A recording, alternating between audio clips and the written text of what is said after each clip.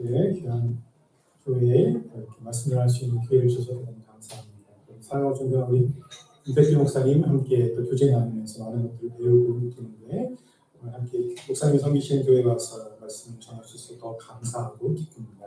우리 한번 옆에 분, 앞에 분 한번 인사하실까요? 참 잘 오셨습니다. 인사하실까요? 참 잘 오셨습니다. 여러분이 가질 수 있는 최대의 미소를 흘리시면서 말씀을 듣기를 원합니다. 오늘 첫 번째 말씀은 우리가 하나님의 사랑이라는 말씀을 가지고 여러분과 함께 말씀 나누고자 합니다. 그럼 우리 사회에서 가장 흔히 쓰이는 단어가 뭘까요? 뭐 여러 가지가 있겠죠. 근데 아무래도 사랑한다라는 말을 많이 합니다. 특별히 교회에서 사랑합니다, 축복합니다 이런 얘기를 많이 하지 않습니까? 우리 한국 사회에서도 미국에서도 계속 사랑한다라고 하는 표현을 많이 하라고 합니다. 우리가 어떤 맥도날드를 좋아한다 그러면 뭐라고 얘기해요? 그냥 좋아한다고 안 하고 I love 맥도날드 이렇게 표현하잖아요. TV를 보나 영화를 보나 우리는 노래를 들어도 제목이든 내용이든 사랑에 대해서 많이 듣고 우리는 보게 됩니다. 사랑을 빼고 노래를 들을 수 있을까요? 유행가로? 아마 사랑을 빼고는 아무 유행가가 없을 것 같아요. 사랑 아니면 이별 아니겠습니까? 그래서 어떤 이들은요, 분류를 하면서도 사랑하니까 한다라고 얘기를 하기도 하고요. 사랑하기 때문에 연애를 쫓아다니기도 하고요. 또 심지어는 스토킹을 하기도 합니다. 당신 왜 이렇게 나를 쫓아다니냐? 왜 이렇게 나를 괴롭혀? 그러면 어떤 분들은 사랑하니까 한다고 말을 합니다. 현대인의 시편 23편은 무엇일까요? 학력은 나의 목자시니, 가문은 나의 목자시니, 돈은 나의 목자시니, 스포츠는 나의 목자시니, 여행과 자식 성공은 나의 목자시니. BTS와 블랙핑크는 또 홈쇼핑과 인터넷 쇼핑과 게임은 나의 목자시니 내게 부족함이 항상 있을지어다. 어떤 교회 가서 이 설교를 하니까 어떤 분이 아멘 하시더라고요. 그런데 다윗은 천지를 만드시고 우주의 주관자 되시는 여호와 하나님께서 나의 목자시니 그리고 나는 그의 양이니 내게 부족함이 없다라고 오늘 선언하고 있는 것입니다. 그것은 다윗이 모든 것을 가져서가 아니라 소유의 근원이신 하나님을 체험했기 때문에 이 고백을 하는 것입니다. 이렇게 사랑이라고 하는 단어가 난무하고 헷갈리는 시대에 사는 우리에게 하나님은 하나님의 참 사랑의 의미와 뜻을 회복하기를 원하고 계십니다. 오늘 말씀을 통하여서 목자 되신 하나님의 사랑을 회복하고 이 동산교회 모든 성도님들이 여호와는 나의 목자시니 여호와는 나의 목자시니 내게 부족함이 없다라고 고백하며 살아가는 모두가 되기를 주님의 이름으로 축복합니다. 네. 우리 한번 설교부터 한번 첫 번째 한번 따라하겠습니다. 하나님의 사랑은 인도하시는 사랑입니다. 제가 2000년도에요. 2000에 제가 보스턴에서 이제 공부를 하다가 스웨덴이라는 곳을 갔습니다. 스웨덴에 가서 선교단체에서 좀 시간을 한 6개월 정도 보냈는데 스웨덴에 갔더니 저는 뭐 전혀 아무 생각 없이 갔는데 갔더니 완전히 시골이더라고요. 레스테나스라고 스웨덴의 두 번째 큰 도시 예테보리라는 도시가 있는데 거기 옆에 있는 아주 시골에 저희가 있었습니다. 거기 선교단체 무대에 가면은 오전에는 뭐 말씀을 보고 뭐 공부를 하고 오후에는 일을 하게 돼 있어요. 근데 거기 캠퍼스가 굉장히 넓어요. 그래서 저희가 그냥 일을 다 하는 겁니다. 근데 갔더니 양이 그렇게 많은 거예요. 스웨덴에. 그래서 저희가 그 양도 뭐 먹이도 주고 뭐 똥도 치고 뭐 온갖 일을 다 했습니다. 그러면서 거기에서 양 전문가들을 만나게 되었습니다. 근데 양은요 묘한 습성이 있대요. 양의 생리상 4가지 필요 조건을 충족시키지 않으면 눕지 못하고 쉬지 못한다고 합니다. 양들은 겁이 많아서 모든 두려움에서 벗어나지 못하면 쉬지 못하고요. 양들 간의 싸움이 끝나지 않으면 쉬지 못하고요. 팔이나 기생충으로부터 괴롭힘을 받는 경우에도 쉬지 못하고요. 배가 고프면 눕지 못합니다. 저는 밤에 배고프시면 잠이 잘 안 오실 때 있으시죠? 양들이 쉬기 위해서는 두려움과 긴장과 괴로움과 배고픔에서 벗어나야 하는데 이 양들에게 모든 염려에서 놓이게 할 수 있는 존재는 그 양들의 목자밖에 없다고 합니다. 왜냐하면 목자가 모든 짐승으로부터 양들을 보호합니다. 자기들끼리 싸울 때요, 우두머리 양이 되기 위해서 내가 더 커, 내가 더 힘세 하고 있는데 거기 목자가 딱 있으면요 싸우지 못합니다. 파리나 기생충으로부터 목자가 양을 보호해주고요, 제거해주고요, 배부르게 양들을 보살핍니다. 목자만이 양들을 편히 쉬게 합니다. 여러분, 누가 우리에게 참된 안식을 줄 수 있을까요? 누가 줄 수 있을까요? 오직 목자 되신 하나님만이 우리를 푸른 초장으로 누일 수 있습니다. 어떤 사람들이요, 양들을 목장에 풀어놓고 제멋대로 하도록 냅뒀다고 합니다. 관리도 하지 않고 기도도 하지 않았습니다. 그랬더니 양들이 목초지의 풀을 뜯어먹는데 밑둥과 뿌리가 다 드러날 때까지 먹는 거예요. 왜 그럴까요? 양은 한 번 마음에 드는 장소를 좋아하는 습성이 있습니다. 그것 때문에 저기 그냥 풀이 저기 마른데 저쪽 가서 좀 먹으면 되는데 내가 먹는 데만 계속 먹는 거예요. 그러니까 뿌리가 막 다 드러나는 그런 때까지 아주 먹어요. 성경은요, 우리가 목이 곱고 완악한 백성이라고 말하고 있습니다. 이사야서 53장 6절에 보면 우리는 다 양 같아서 그릇 행하여 각기 제 길로 갈 거예요. 이렇게 표현되어 있죠. 그 양들이 어떠냐면 앞에 낭떠러지가 있는데 앞에 양이요 그냥 가서 떨어지는 거예요. 그게 낭떠러지인지 모르고. 그럼 뒤에 있는 따라가는 양들은 어떻게 해야 될까요? 스탑해야 되잖아요. 저기 가면 안 되는구나. 저기 가면 죽는구나. 그래서 딱 스탑을 해야 되는데 양들의 특징은 앞에 가는 양들을 뒤로 따라간다고. 그래서 앞에 양이 죽고 그때 그 다음에 양이 죽고 그 다음에 죽는 그런 비참한 사태를 맞이한다고 그래요. 그래서 성경에서 이렇게 말씀했지요. 다 양 같아서 그릇 행하여 각기 제 길로 갔다라고 표현하고 있지요. 우리는 우리 자신에게 불리하고 손해가 오는 대로 그대로 자기의 길로 걸어가려고 하는 습성이 있습니다. 그러나 하나님께서는 우리를 의의 길로 인도하십니다. 때로는 우리가 원하는 길이 편하고 이익이 생기고 익숙하고 칭찬을 받아도 그 길 때문에 우리는 망할 수 있다라고 성경은 얘기하고 있습니다. 그럼 인도하심을 받으려면요, 우리가 어떻게 해야 될까요? 내가 원하는 길만 고집하면 안 됩니다. 아까 양들이 왜 죽었어요? 내가 그 길이 좋은데, 그 길이 편한데, 애들이 앞에 가는데, 그 길이 익숙한데, 나 그 길 갈 거야 라고 했기 때문에 죽는 거 아닙니까? 나의 경험과 지식과 자존심과 고정관념을 내려놓는 거예요. 내가 가고 싶은 거를 내려놓고 목자가 인도하는 대로 따라가는 것이 예수 믿는 길입니다.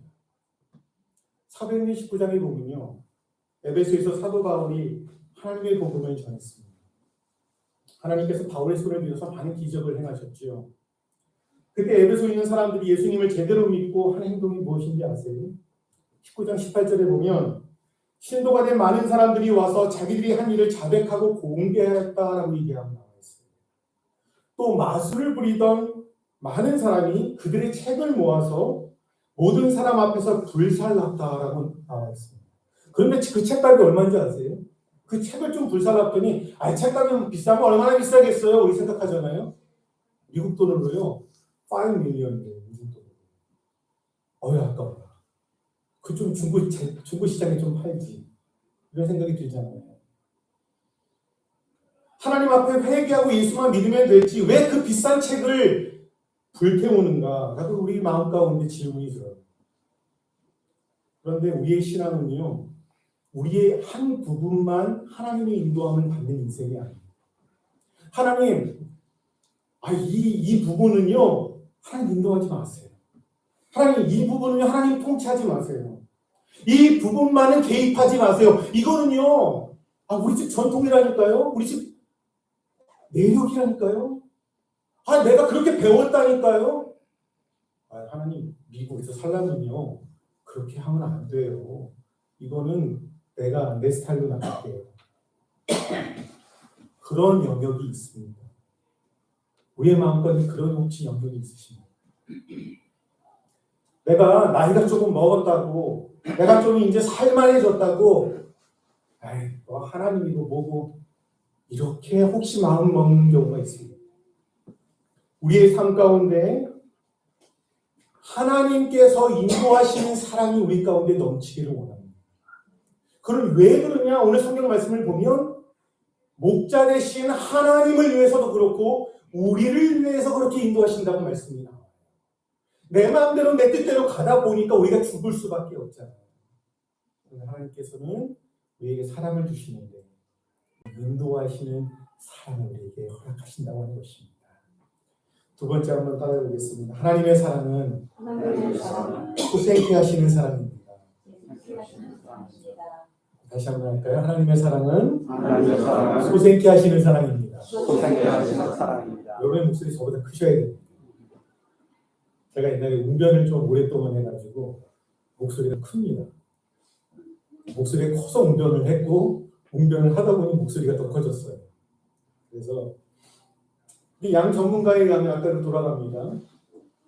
이 뒤집힌 양들을 자주 볼 수 있다고 해요. 등이 땅에 닿아서요. 네 발이 허공으로 이렇게 있어요.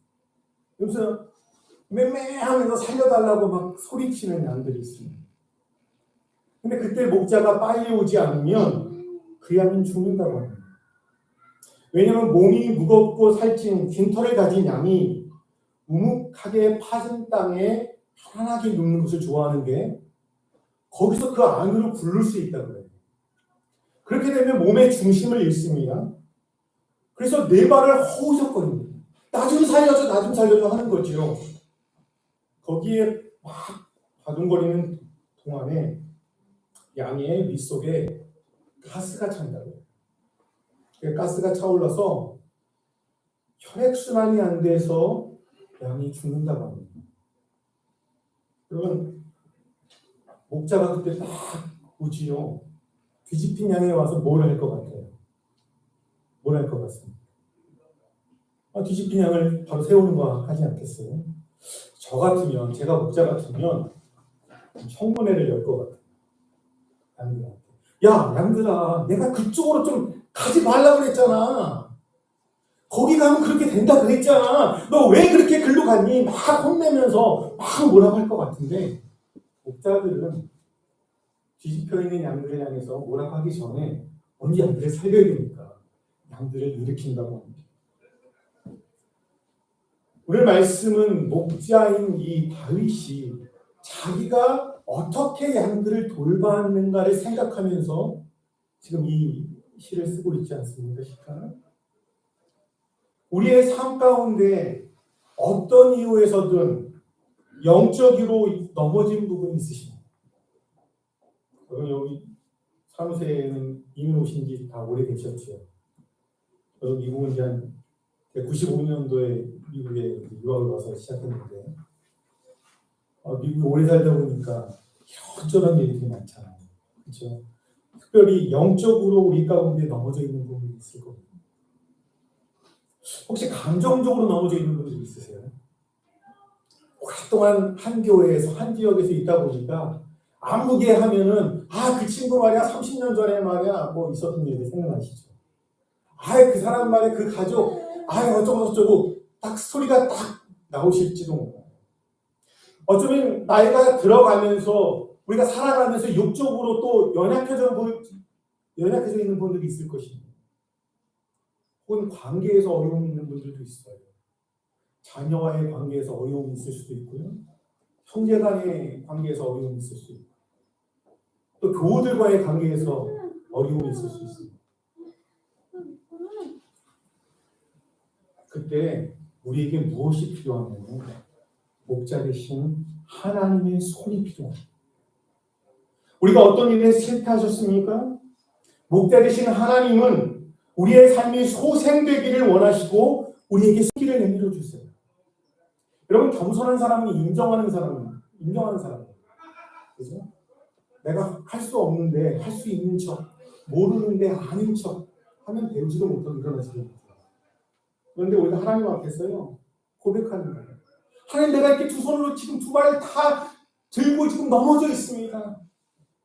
내가 내 돈으로요, 내 지식으로요, 내 능력으로, 내 경험으로, 내 성격 좋은 거로, 내 학교 좋은 데 나온 거로 좀 일어나 보려고 했는데요. 하나님, 내가 많이 노력했는데 이제 안 돼요, 하나님. 하나님, 내 손 잡아주세요. 라고 고백하는 것이 겸손한 사람입니다. 그럴 때 목자 되신 하나님이 우리의 손을 잡아주시고 일으켜 주신다고 하는 거예요. 우리를 소생시켜 주신다고 하는 거예요. 소생시키시는 사랑의 하나님께서 지금 이 시간 우리의 영혼과 심령과 육체와 관계를 소생시켜 줄 줄 믿습니다. 네. 그리고요, 우리도 넘어져 있는 사람들을 보고 모른 척하지 말고 우리의 손을 그들에게 펼치는 거예요. 사도행전 3장에 보면요, 이런 얘기가 나오죠. 베드로와 요한이 이제 기도하러 니무로 올라가지 않습니까? 성전에 이제 가는데, 니무로 가는데, 거기서 나면서부터 걷지 못했던 그 거린 한 명을 만납니다. 여러분 잘 아시죠? 근데 그 거린이 뭐라고 합니까? 돈이 없으니까 나는 좀 돈 좀 달라고 하는 표정으로 사도들을 바라봅니다. 그때 베드로가 그를 응시하였다고 나와 있어요. 성경에 보면. 잘 보는 거예요. 응시하였다라고 보면서 그를 향해서 뭐라고 얘기합니까? 내게는 은과 금은 없지만 내게 있는 것 곧 나사렛 예수 그리스도의 이름으로 내게 명하노니 일어나라 라고 그 명합니다. 어떤 일이 벌어져요? 그 일어나서 놀라운 일이 벌어진 여러분 기억하실 거예요. 근데 그가 일어나라 라고 한 다음에 뭐를 했냐면요, 그의 오른손을 잡아 일으켰다라고 표현되어 있어요. 그는 즉시 성경에 보면 다리와 발목에 힘을 얻어서 벌떡 일어났다고 나와 있습니다. 그래서 걷기도 하고 뛰기도 하고 하나님을 뛰면서 찬양했다라고 성경에서 고백되어 있어요. 이 사람이 어떤 사람이라고 표현했죠? 40년 이상을, 태어나면서 40년 이상을 걷지 못했던 사람이잖아요. 근데 그 사람한테 너 예수 이름으로 일어나라 라고 하니까 이 사람 지금 일어나 본 적이 없잖아요. 걸어본 적이 없잖아요. 근데 일어나라고 하는데 일어나는 게 뭐지라고 하는 개념이 없는 거 아니에요? 한 번도 일어나 본 적이 없는 사람이기 때문에 감히 시도도 해보지 못하고 상상도 못한 일을 지금 경험하고 있는 거예요. 근데 그때 성령의 사람, 예수의 사람 베드로가 그의 손을 잡아 일으켰어요. 그랬더니 그가 일어나도록 도와주었던 거예요. 우리의 삶은 아까 누워져 있는 이 우리 양처럼 어떤 이유에서든 신앙적으로, 감정적으로, 육체적으로, 관계적으로, 경제적으로 모든 점에서 드러나 있는 우리의 삶이에요. 그때 우리 주님께서 우리에게 말씀하십니다. 일어나라! 일어나라라고 우리에게 말씀하십니다. 그러시면서 우리에게도 동시에 너가 일어났다는 은혜를 받았다면 옆에 있는 사람에게 이 손을 펼치라고 말씀하세요. 우리의 삶 가운데 넘어져 있는 부분들이 있으십니까? 이 시간 소생케 하시는 주님의 사랑이 우리에게 임하기를 원합니다. 뿐만 아니라 그 사랑을 받아서 우리의 사랑하는 가족들, 또 우리의 사랑하는 형제 자매들, 우리의 교우들을 바라보면서 그래, 저 사람 저 부분이 넘어져 있지. 내가 먼저 은혜를 받은 사람이니 저 사람의 손을 좀 잡아서 일으켜주는 일을 할 텐데 하면서 주님의 사랑으로 그 사람의 손을 잡아주는 그럼 우리 동산교회가 됐으면 참 좋겠습니다. 세 번째는요, 한번 따라해 보겠습니다. 하나님의 사랑은 안심시키시는 사랑입니다. 팔레스타인에는요, 목자들이 여름에 그들의 양떼들을 먼 곳에 있는 방목장으로 이동시키는 긴 여정의 시간이 있다고 합니다. 그 방목장은 어디에 있냐면 산 꼭대기에 있습니다. 산꼭대기에 있기 때문에 목자들이 그 골짜기 길로 양들을 데리고 가요. 그 골짜기 길에는 여러 가지의 위험성이 있습니다. 야생동물의 위협도 있고요. 폭우와 산사태 등의 재난의 위협도 있습니다. 그래서 오늘 시편 기자는요. 오늘 성경을 한번 다시 읽어볼까요? 4절 한번 읽어볼까요? 혹시 앞에 나올 수 있나요? 13편 4절 같이 읽어보겠습니다. 시작. 내가 사망의 음침한 골짜기를 달릴지라도 해를 두려워하지 않을 것은 주께서 나와 함께 하시리라. 주의 지팡이와 막대기가 나를 안위하시리라. 이 골짜기 길로 가는 그 길을 아마도 이 다윗은 사망의 음침한 골짜기라고 표현한 것 같아요. 우리의 삶을 생각해 보면 우리가 사망의 음침한 골짜기를 다닐 때가 많이 있죠. 애들이 잘 자란다고 생각이 들었는데 큰애가 누구의 말처럼 친구 잘못 만나서 탈선할 때가 있잖아요. 원래 제가 안 그랬는데, 우리 정말 착했는데, 이쪽 이사 와서 봤더니 애들 좀 잘못 만나서 엉뚱한 길로 나갈 때가 있어요. 경제적으로 어려움을 겪을 때가 여러분 있으시죠? 내가 사업을 크게 했는데, 론 받아서 했는데, 이 참사가 이게 갑자기 코로나가 터지고, 갑자기 뭐가 터져서 안 되는 경우 있잖아요. 믿었던 사람들에게 배신당했을 때, 여러분 있으시잖아요. 몸이 병들었을 때, 우리는 정말 사망의 음침한 골짜기를 걷게 되는 아픔을 겪게 됩니다.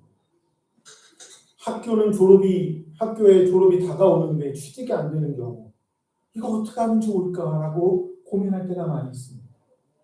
많은 경우에는 미국에서는 신분의 문제, 여러분 그런 거 경험하셨는지 모르겠어요. 제가 옛날에 신시내티에 살았었는데, 신시내티 저희 교회 어떤 분이 신분의 문제가 해결이 안 돼서 너무너무 이제 힘들다 보니까 좀 여러 가지가 막 나왔어요. 망상이 나오면서 차에서 뛰어내리시고 그런 게 있어요. 이 달리는 차에서 누가 쳐다만 봐도 자기를 이민구에서 잡아간다고 막 이런. 그럼 우리의 인생을 살다 보면, 특별히 이민 생활을 살다 보면 죽음의 그림자 같은 그런 어려움을 겪을 때가 많이 있습니다. 가족에게도 친한 친구에게도 말하지 못하는 죽음의 그림자. 우리의 삶에 있죠. 우리를 덮고 있는 이 죽음자 가운데서도 안심할 수 있는 것은 오늘 4절의 말씀처럼 주께서 나와 함께 하시기 때문입니다. 그럼 여러분 이상하지 않으세요? 좋은 길이 많은데 왜 그냥 나를 꼭 하나님이 나를 사랑하신다고 그래놓고 좀 편한 길, 좋은 길로 그냥 쫙 뻗은 고속도로 같은 길로 나를 인도하시면 얼마나 좋을 텐데 왜 하필 골짜기 길로 데리고 다니면서 거기서의 지팡이와 막대기로 나를 지키신다고 하지? 처음부터 그런 게 없는 데로 가면 더 좋은 거 아닌가? 그런 생각 안 드세요? 그런데요, 팔레스타인 보면 이 목자가 이 험한 골짜기 길을 선택해서 양들을 방목장으로 데려가는데 이 골짜기 길이요. 왜 골짜기 길로 가냐면 정상으로 갈 수 있는 가장 좋은 길이라고 합니다. 그리고 그 길이 꼴을 그리고 물을 얻을 수 있는 가장 좋은 길이라고 해요. 그러니까 양들의 입장에서 보면요. 이 목자가 이거 현찮네. 좀 좋은 길로 가면 좋은데 왜 이 길로 가? 라고 하는 불평하는 마음이 생기죠. 근데 목자의 입장에서는 어떻습니까? 이 길이 너한테 제일 좋은 길이야. 너가 이 길로 가야 좋은 꼴과 물을 얻을 수 있어. 그리고 방목자로 갈 수 있는 최선의 길이 바로 이 길이야. 라고 누가 생각하는 거예요? 목자가 생각합니다. 우리의 삶 가운데서 사망의 음침한 골짜기를 걷는다고 생각하시는 분 있으십니까? 두려워하지 마십시오. 그 길을 목자 되신 하나님과 함께 걸으십시오. 그 주님께서 지팡이와 막대로 우리를 지키실 것입니다. 근데 어느 누구도요, 사망의 음침한 골짜기를 가고 싶은 사람 한 사람도 없어요. 저도 없어요. 좋아하지 않습니다. 웬만하면 피하고 싶습니다. 그래도 사람들은 뭐라고 생각합니까? 그것이 없는 인생이 복받은 인생이라고 얘기하기도 합니다. 근데 성경이 말하는 것은 그렇지 않아요. 복받은 사람은요, 사망의 음침한 골짜기를 다닐지라도 그 골짜기를 통해서 하나님을 만나는 사람. 내가 비록 사망의 음침한 골짜기를 내가 헤매고 다닌다 할지라도 그곳에서 하나님이 나와 함께 계시는구나. 아, 하나님이 나를 인도하시는구나. 하나님께서 내 인생을 지금까지 지켜주셨던 것처럼 나의 이 길도 하나님이 인도하시는구나 라고 경험하는 인생. 그게 바로 복받은 인생 아닙니까? 거기서야 우리는 뭘 또 경험합니까? 아, 내가 이 길이 아니었다면, 내가 사망의 음침한 골짜기를 거니지 않았다면 내가 정말 하나님께 나오지 않았을 텐데, 내가 하나님 앞에 나오지 않는 내가 뻣뻣한 교만한 인생이었는데, 내가 내 잘났는 줄 알고 내 돈 의지하고 내 학력 의지하고 내 힘 의지해서 살아갔던 인생이었는데, 그 사망의 골짜기를 걸어가는 순간 하나님을 바라보니까 내 마음이 어떤 마음이 됐어요? 그리스도의 성품을 닮아가는 인생이 되어가는 것 아니겠습니까? 그래서 사망의 골짜기를 걷는 없는 인생이 복받은 인생이 아니라, 사망의 음침한 골짜기를 다닐지라도 주께서 나를 지켜주시고 주님의 지팡이와 막대기가 나를 인도하시고 안위하시는 삶을 경험한 인생, 그것을 통해서 살아계신 하나님을 만나고 그 하나님의 놀라운 역사를 통해서 내 자신의 삐뚤어진 마음들, 교만한 마음들, 오래 참지 못한 마음들, 절제하지 못한 것들, 그런 것들이 다듬어지는 역사가 일어난 인생이 바로 주님 앞에서 복받은 인생이라고 하는 것입니다. 그럴 때 우리 주님께서 우리에게 이렇게 말씀하시죠. 아무개야, 사무새 동산교회 사는 이 섬기는 아무개야, 너 참 힘들지. 너 남한테는 얘기하지 못하고 잘 사는 것처럼 보여도, 아무 문제 없는 것이 보이고 얼굴에는 미소가 있는 것 같아도 너 마음 가운데, 너의 가정 가운데 그 아픔 내가 안다. 비록 사망의 음침한 골짜기를 다니는 너의 마음과 가정과 교회 가운데 네가 걷는다 할지라도 겁내지 말고 두려워하지 마라. 내가 너를 붙들어 준다라고 오늘 우리에게 말씀하고 계십니다. 그 음성이 우리 가운데 심겨지는 놀라운 하나님의 역사가 있기를 주님으로 축복합니다. 아멘. 믿지 한번 같이 한번 바라겠습니다. 하나님의 사랑은 기름 받으시는 사랑입니다. 이 양들이요, 그걸 보면 주의 기름을 내 머리에 부으셨다고 하는 구절의 표현이 있지 않습니까? 양들이요, 코파리 때문에 심한 고통을 겪는다고 합니다. 이 코파리가 양의 얼굴에 굉장히 막 다니다가 거기에다가 알을 낳고 그 알이 유충이 돼서 염증을 일으킨다. 고통을 벗어나기 위해서 이 자기 머리를 이 양들이 막 발이나 머리다가 막 비벼대는 거예요. 막 간지러운 거예요. 저도 약간 지금 피부병이 좀 있어요. 그러다 보니까 간지러운 게 상당히 힘들더라고요. 여러분 그런 경우 하셨죠. 머리도 간지럽고 몸도 간지러우면 보기도 별로 안 좋잖아요. 근데 어쩔 수가 없이 막 긁게 되고 하니까 너무 힘들죠. 근데 그때 예방책이 뭐냐면 이 목자가 이 기름을 양들의 머리와 코에 바른다고 합니다. 그러면 이 파리와 이 코파리가 오지 못한다고 해요. 우리의 삶 속에서도요, 뭐 큰 일 때문에 괴로워하는 경우도 있지만 사실은 파리 같은 놈들 때문에 괴로울 때가 많아요. 화장실 앞에서 만난 김 집사님의 그 인사 태도 때문에 마음이 괴로우신 분들, 김 집사님 계시나요? 혹시 있을지도 몰라요. 옆집 할머니가 아들 자랑하는데 우리 아들이 뭐를 해주고 우리 며느리가 뭐를 해주고 막 자랑을 하는 어떤 분이 하는 거예요. 근데 어느 날 우리 아들 탁 봤더니 자랑할 게 하나도 없어요. 마음이 그냥 막히는 거예요. 답답한 거예요. 여러분 이럴 때 우리 가운데 예방책은요, 성령의 기름 우리 가운데 머리에 바르는 거예요. 하나님은 우리에게 큰 일에만 신경 쓰시는 하나님이 아니에요. 막 무슨 큰 일에만 우리가 신경 쓰고 조그만 우리의 삶에 대해서 관심 없는 그런 하나님이 아니에요. 굉장히 자상하신 하나님이십니다. 사탄은 조그만 일을 가지고도 우리 자신과 우리의 관계를 파괴시키려고 합니다. 마음의 평화가 조그만 일 가지고 깨져요. 전화 잘못 한 번 받고 나서 저 사람 왜 저러지? 저 사람 왜 나한테 안 그랬는데 내가 너한테 왜 그러지? 밥 먹다가 무슨 말 한마디 들은 거 가지고 마음이 괴로울 때도 있어요. 여러분 부부싸움 하실 때 무슨 세계 평화와 한반도 통일 때문에 부부싸움 하시는 분 있으십니까? 산호세에는 있는지 모르겠는데 샌프란시스코에는 없습니다. 다 조그만 일 때문에 그렇잖아요. 그래서 우리 하나님의 챙겨주시는 하나님의 은혜가 우리에게 있기를 원합니다. 가을에 양들 사이에 큰 싸움이 벌어집니다. 발정기 때 이 수장들이 그냥 암양을 차지하기 위해서 난리가 난다는 거예요. 근데 막 자기들끼리 싸울 때 이 순양들에다가 이 기름을 발라주면 머리가 미끄러지잖아요. 그렇죠? 미끄러져서 싸움이 크게 일어나지 못한다는 거예요. 목자 되시는 하나님께서는 우리의 관계에도 관심을 많이 가지세요. 저 인간은 우리 교회 없었으면 참 우리에게 좋을 텐데. 혹시 그런 마음 갖고 계신 분 있으십니까? 저 사람은 왜 이사도 안 가? 남들 다 이사 가는데.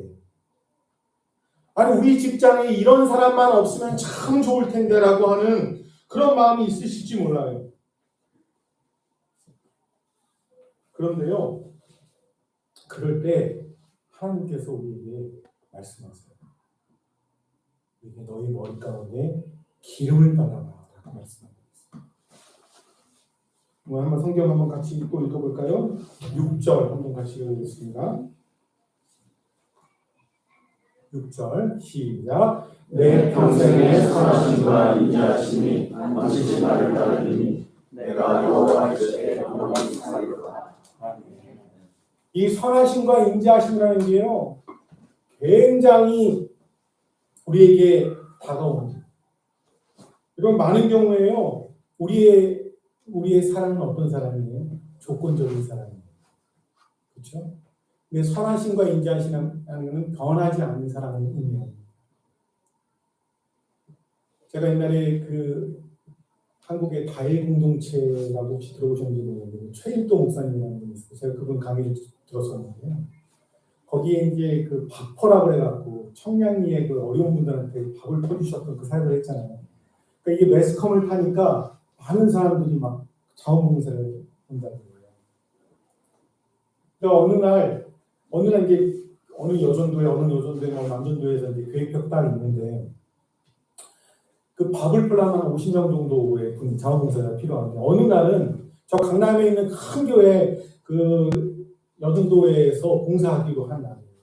근데 아침 7시까지인가 와야 준비할 수 있는데 이분들이 시간이 되는데 오지를 않아가지고 너무 걱정되니까 이제 목사님이 전화를 했더니 오늘 어떻게 좀 늦으십니까? 어떻게 못 오십니까? 이게 좀 늦으시네요. 그랬더니 거기 담당하시는 분이 오늘은 비가 와서 저희 안 가기로 했습니다. 그분들 50명이 안 오면 밥 준비를 어떻게 해요? 그래서 그냥 거기 있는 사람들 충동을 해가지고 점심을 준비했다고. 사람의 사랑은 어떻습니까? 시간 따라 변해요. 날씨 따라 변해요. 내가 좀 돈이 있으면 좀 사람이 붙고요. 내가 조금 돈이 없는 것 같으면 사람이 떨어져 나가요. 내가 좀 지위가 좀 높으면요, 막 전화가 막 옵니다. 그 자리에 은퇴하면 전화가 오지 않아요. 사람의 사랑은 변하는 게 사람의 사랑이에요. 조건적인 게 사람의 사랑일 때가 얼마나 많습니까? 근데 아까도 말씀드렸듯이 다윗은 자신이 목동이었잖아요. 자신이 비가 오나 눈이 오나 추우나 더우나 어떤 동물이 와서 자기가 맡은 양들을 습격하나 습격하지 않나 낮이나 밤이나 자기가 맡은 양을 향해서 최선을 다해서 그들을 사랑했던 자신을 생각한 거예요. 나도 내가 맡은 양, 나의 양들을 향해서 이렇게 사랑하고 이렇게 그들을 보호하는데 하물며 나의 아버지 되시는 하나님께서 나를 어떻게 이렇게 사랑하지 않겠냐라고 고백한 게 오늘의 시 아니겠습니까? 우리 하나님께서 우리를 사랑하셔서 자신의 독생자 예수 그리스도를 우리에게 주시기까지 사랑하신 분이 하나님이시잖아요. 변함없는 사랑, 한결같은 사랑을 베푸시는 분이 바로 하나님의 사랑인 줄 믿습니다. 오늘 말씀을 정리하겠습니다. 하나님의 사랑은 어때요? 하나님 우리를 인도하시는 사랑입니다. 그렇죠? 우리가 우리의 삶의 길을 내 마음대로 하려는 일을 내려놓고 주님의 인도를 구할 때 우리는 하나님의 인도하심을 받게 된다는 거예요. 여러분, 내 마음대로 하려고 하는 거, 이것만큼은 내 뜻입니다. 이것만큼은 내가 놓지 못합니다라고 하는 거 여러분이 있다면 오늘 한 가지라도 주님 앞에 내려놓으시기 바랍니다. 하나님의 사랑은 어떤 사랑입니까? 우리를 소생케 하시는 하나님의 사랑입니다. 내가 어떤 부분이든 넘어져 있는 부분이 있으십니까? 있으실 거예요. 그것이 뭐 육체적인 것든 경제적인 것든 특별히 영적인 것이 있다면, 내가 뭐 때문에 소위 말하는 시험에 들어서 넘어져 있는 부분이 있다면, 그냥 주일날에만 그냥 교회만 한번 가지, 내가 한번 그 정도만 하면 돼. 그 정도만 하고 난 더 이상 교회 일 관심 안 가질래라고 혹시 그런 마음이 있으신 분이 있다면 그렇게 넘어져 있는 부분이거든요. 주님의 그 손을 붙잡으시기 바랍니다. 내가 널 이렇게 줄게. 그리고 일어나는 우리는 어떻게 해야 된다고요? 옆에 있는 넘어져 있는 사람을 주님의 사랑으로 잡아주는 거예요. 그게 주님의 소생케 하시는 사랑 아닙니까? 우리의 안심시키는 사랑, 우리가 어떠한 사망의 그림자 같은 그런 골짜기를 간다 할지라도 우리 주님께서 우리를 안심케 하시는 사랑입니다. 그 골짜기를 통해서 우리는 주님을 만나요. 그 골짜기를 통해서 주님의 성품을 배워요. 오직 하나님만 의지하는 사람으로 우리를 변화시켜 주신다고 하는 것입니다. 우리 기름 바르시는 하나님의 사랑, 우리의 관계 가운데 우리 머리에 기름을 발라서 불이 쳐 있는 부분들이 화목이 되고 화해가 되고, 내가 조그만 일, 아무것도 아닌 일 가지고 내 마음이 불편해진 일이 있다면 성령님께서 우리 마음 가운데 충만히 임하셔서 우리 가운데 그 문제도 해결되는 역사에 있기를 원해요. 언제나 변하지 않으시는 그 하나님의 사랑. 남들은 내가 조금 괜찮을 것 같을 때는 참 알랑말랑 기도니, 내가 조금 어려워지니까 참 나를 멀리하는구나 라고 하는 우리 소원한 마음들 다 있잖아요. 그런데요, 우리 하나님의 사랑은 변하지 않는 사랑이에요. 비가 오나 눈이 오나, 내가 젊거나 나이가 듣거나, 내가 무슨 일을 하거나 말거나 변하지 않는 그 하나님의 사랑이 우리를 감동시키길 원합니다. 하나님의 은혜가 우리를 완전히 폭포수처럼 내리면 그 어떤 어려움과 시험과 난관도 그 은혜 가운데 녹아지는 역사가 있다고 성경은 우리에게 말씀하고 있어요. 그렇게 되니까 다윗이 뭐라고 고백합니까? 이 세상을 모두 가져서가 아니라 이 세상을 지으시고 만드시고 지금도 나의 머리카락 숫자까지 세시는 그 하나님이 나의 목자시, 그분이 바로 나의 목자시니 내게 부족함이 없으리로다. 내가 무슨 큰 엄청난 복권이 되고, 내가 엄청난 연봉을 많이 받고, 내가 산 어떤 투자가 많이 돈이 오르고, 내가 갔던 그 어떤 좋은 곳에서 희망을 얻고 좋은 사람을 만나는 것도 중요하고 다 모두 중요하지만, 그러나 그것이 있는다고 해서 내 마음 가운데 부족함이 없는 거 아니에요. 우리는 항상 부족해요. 이것도 부족하고 이것도 부족하고 이것도 부족한데, 다윗은 어떻습니까? 그 살아계신 하나님이 자신의 목자시니 내게 부족함이 없다라고 고백하고 있지 않습니까? 사랑하는 우리 풍산교회 성도 여러분, 다윗의 고백이 저와 여러분이 되기를 원합니다. 그래서 어떤 삶을 살다 할지라도 여호와 나의 목자시니 내게 부족함이 없다라고 고백합니다.